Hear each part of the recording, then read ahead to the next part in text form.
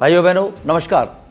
मैं आपको केजरीवाल सरकार के भ्रष्टाचारों पर तथ्यों के साथ पहले भी अवगत कराता रहा हूं। वर्ष 2011-12 में श्रीमान अन्ना हजारे जी के नेतृत्व में कांग्रेस द्वारा किए जा रहे भ्रष्टाचार के विरुद्ध एक जन आंदोलन हुआ था।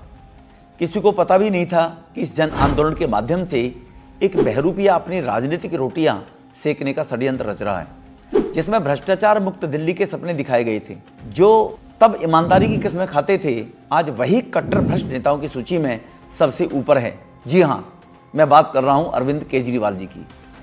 देश में पहली बार हुआ होगा कि किसी राज्य का शिक्षा मंत्री शराब घोटाले में जेल गया हो और उस शराब घोटाले का सरगना राज्य का मुख्यमंत्री हो। आज मैं आपको इस वीडियो में शराब घोटाला और इसके अभियुक्तों द्वारा किस प्रकार से घोटाला किया गया, इसकी जानकारी साझा करूंगा। मित्रों, शराब घोटाले को समझने के लिए पहले इसके प्रमुख किरदारों को समझते हैं। नंबर 1, ये है टीम अरविंद केजरीवाल, जो इस दल के सरगना हैं, तथा इनके भ्रष्ट सहयोगी हैं तत्काल शराब मंत्री मनीष सिसोदिया और विजय नायर। विजय नायर अरविंद केजरीवाल के मीडिया प्रभारी भी हैं। ये अकेले में मिल सकें और इन्हें फ़ोन पर बात ना करनी पड़े, कहीं वो रिकॉर्डिंग ना हो जाए, इसलिए केजरीवाल ने बड़ी चालाकी के साथ अपने बराबर वाले बंगले में दिल्ली सरकार के मंत्री कैलाश गहलोत के नाम से वॉलआउट कराया और उसमें कैलाश गहलोत की जगह विजय नायर जी रहने शुरू कर दिए। ऐसा बयान तो स्वयं कैलाश गहलोत ने भी दिया था। दूसरी है टीम के कविता।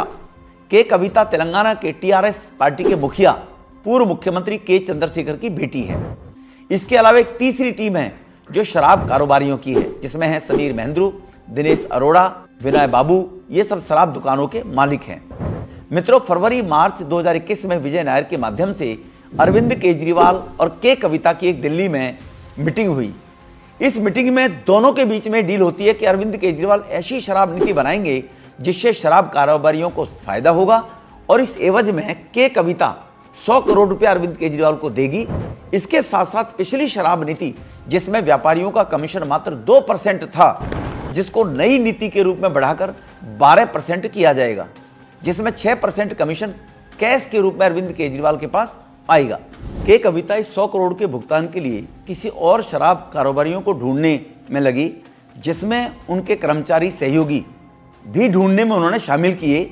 अभिषेक बोइन पल्ली, अरुण पिल्लई, बुच्ची बाबू गोरंटा। इस शराब नीति के 3 पहलू हैं। पहले अध्याय के अंदर किस किस ने शामिल होकर ये षड्यंत्र किया गया, आइए समझते हैं कि शराब घोटाले का षड्यंत्र कैसे रचा गया। 14 मार्च 2021 को मनीष सिसोदिया की अध्यक्षता में एक मंत्रिमंडल का समूह बनाया गया, जिनको शराब नीति बनाने का काम दिया गया। 15 मार्च को नई शराब नीति का पहला ड्राफ्ट मनीष सिसोदिया के ऑफिस में कंप्यूटर से मिला, जिसमें शराब व्यापारियों का कमीशन 5% रखा गया था। इसी दिन टीम के कविता के साथी अभिषेक बोइनपल्ली, अरुण पिल्लई और बुच्ची बाबू गोरंटा दिल्ली आते हैं और होटल ओबराय जाकिर हुसैन मार्ग पर रुकते हैं। 16 मार्च 2021 को विजय नायर अरविंद केजरीवाल से उनके घर पर सुबह मिलते हैं और उन्हें एक और नए किरदार मंगूटा रेड्डी से हुई बातचीत के बारे में बताते हैं कि वे भी मंगूटा रेड्डी शराब कारोबार में रुचि रखते हैं और आज आपसे दिन में मिलेंगे। इस दिन मंगूटा रेड्डी अरविंद केजरीवाल को उनके दिल्ली कार्यालय में मिलने के लिए आते हैं। इस मीटिंग में मंगूटा रेड्डी भी अरविंद केजरीवाल से दिल्ली में शराब कारोबार पर सहमत हो जाते हैं। मंगूटा रेड्डी और उसके बेटे राघव मंगूटा ने कोर्ट में यह बयान दिया है कि अरविंद केजरीवाल ने उन्हें कहा कि आपको व्यापार में पूरी मदद मिलेगी, इसके बदले में मैं आपको मेरी गोवा में चुनाव में आर्थिक मदद करने के लिए अपेक्षा रखता हूं। अरविंद केजरीवाल ने कहा कि आप के कविता से मिलो, क्योंकि वो मेरी टीम के साथ शराब नीति पर काम कर रही है।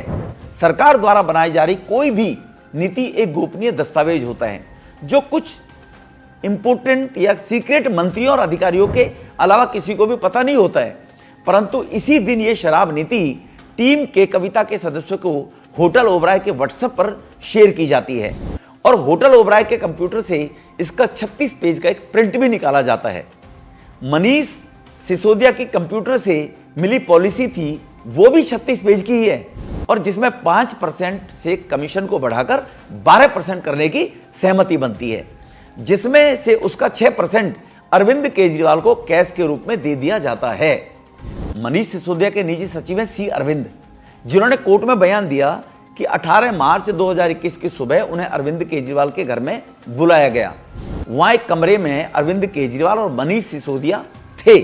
उन्हें शराब नीति का नया प्रिंट दिया गया।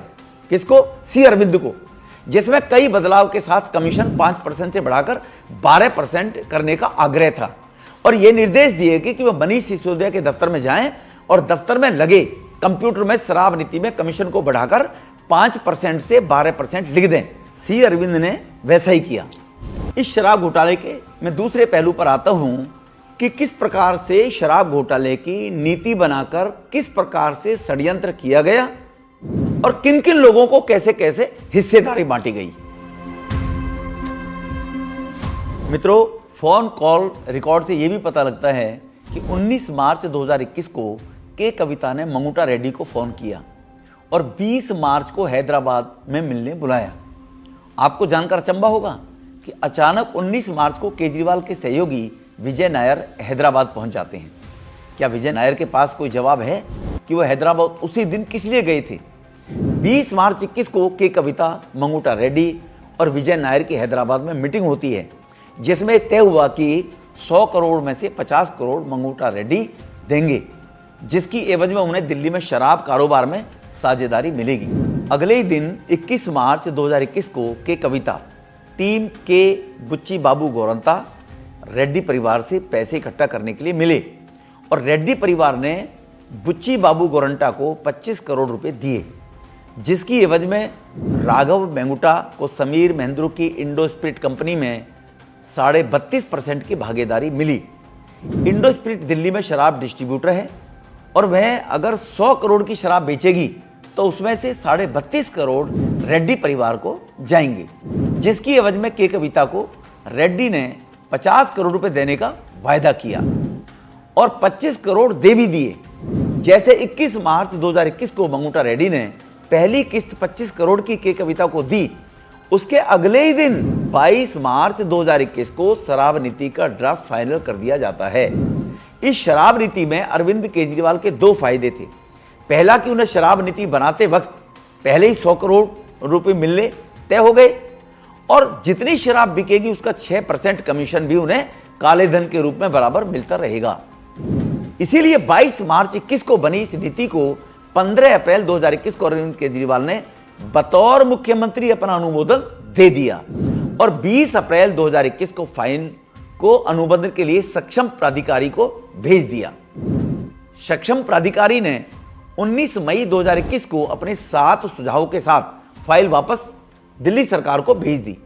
आपको जानकर आश्चर्य होगा कि एक सरकारी फाइल जो कि शराब नीति से संबंधित है और बिल्कुल गुप्त होनी चाहिए, जैसे मैंने पहले कहा सीक्रेट डॉक्यूमेंट्स हैं, उस फाइल की मूवमेंट प्राइवेट व्यक्तियों के पास भी थी, जिसको ये सारी सूचना अरविंद केजरीवाल, मनीष सिसोदिया और विजय नायर दे रहे थे।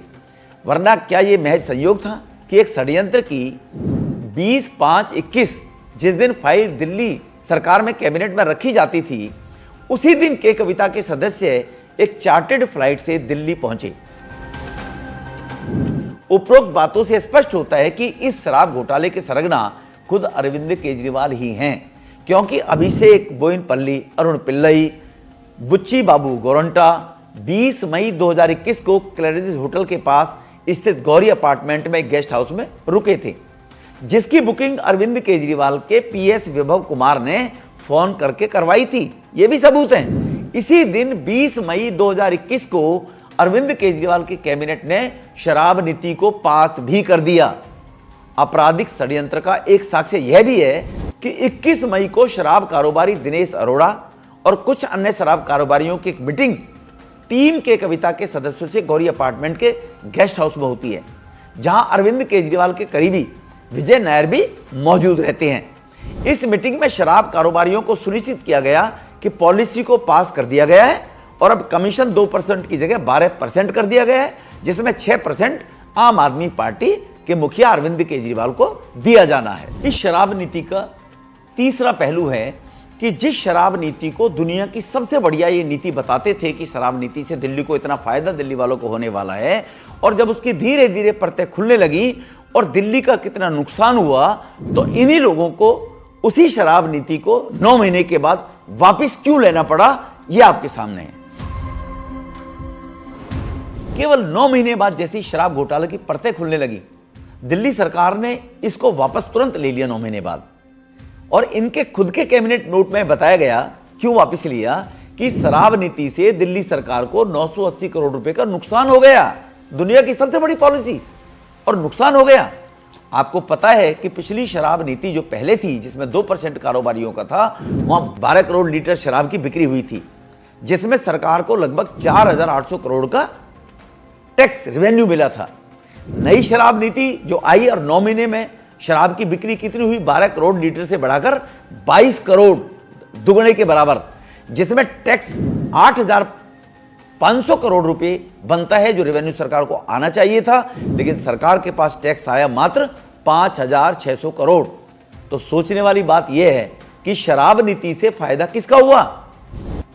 दिल्ली वालों का नहीं, सरकार का नहीं, केजरीवाल का। ये लोग कहते हैं कि शराब घोटाले में 1 रुपया भी वसूल नहीं हुआ है, हमारे पास कैश नहीं मिला है, जबकि शराब घोटाले से कमाए गए भ्रष्ट धन को अरविंद केजरीवाल ने हवाला के माध्यम से गोवा अपने लोगों के पास चुनाव के नाम से गोवा भेज दिया। तो आज केजरीवाल का चरित्र समझने की जरूरत है। सुनिए भाइयों बहनों, 2012 और 2013 में क्या बोला करते थे कि सोनिया गांधी और शीला दीक्षित को गिरफ्तार करो। अगर ये गिरफ्तार नहीं होते, इतने भ्रष्टाचारी हैं, तो सीबीआई और ईडी के दफ्तर क्यों बना रखे? इनको बंद करो। दुख और ज्यादा इस बात का हो रहा है, इटली की अदालत ने अपने ऑर्डर में लिखा है कि इस मामले के अंदर रिश्वतखोरी हुई है, रिश्वत दे के हेलीकॉप्टर बेचे गए हैं। उस कोर्ट की अदालत के अंदर, ऑर्डर के अंदर सोनिया गांधी जी का नाम है, अहमद पटेल का नाम है, कई सारे अफसरों के नाम है, कांग्रेसियों के नाम है। ऑर्डर आए हुए भी कई दिन हो गए। बंद कर दो सीबीआई, बंद कर दो एनफोर्समेंट डायरेक्टोरेट, बंद कर दो सारी जांच एजेंसियां, बंद कर दो एसीबी। अगर तुमसे जांच नहीं होती तो जांच करानी है, सोनिया गांधी को गिरफ्तार करो, 2 दिन उसका इंटेरोगेशन करो, देखो पता चल जाएगा किस किस ने रिश्वत लिया और किस किस ने। हमारी 49 दिन की सरकार बनी थी। 49 दिन की सरकार में हमने शीला दीक्षित की सरकार के खिलाफ 3 एफआईआर दर्ज कराई थी। 3 एफआईआर। खुद के शराब घोटाले जब सामने आए, आश्चर्य की बात देखिए, खुद केजरीवाल के, तो शराब घोटाले की शिकायत किसने की सबसे पहले? क्योंकि ये कांग्रेसियों को चोर बताते। अब कांग्रेस की भी ये शिकायत किसने की? कांग्रेस के लोगों ने इनकी, कांग्रेस के प्रदेश अध्यक्ष और कांग्रेस के दिल्ली के बड़े नेता ने, उन्होंने कहा कि शराब में घोटाला हुआ है। जिनके खिलाफ ये भ्रष्टाचार का आरोप लगाकर राजनीति में आए थे 2024 में, आज अभी जो चुनाव हुए थे, उन्हीं के साथ गठबंधन कर लिया।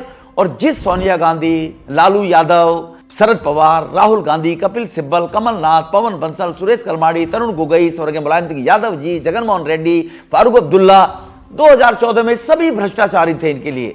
और आज उन्हीं के साथ गठबंधन करके आप इस केजरीवाल जी का चरित्र देख लीजिए अब कैसा है। विस्तार से चरित्र तो केजरीवाल जी का आप समझ ही गए होंगे।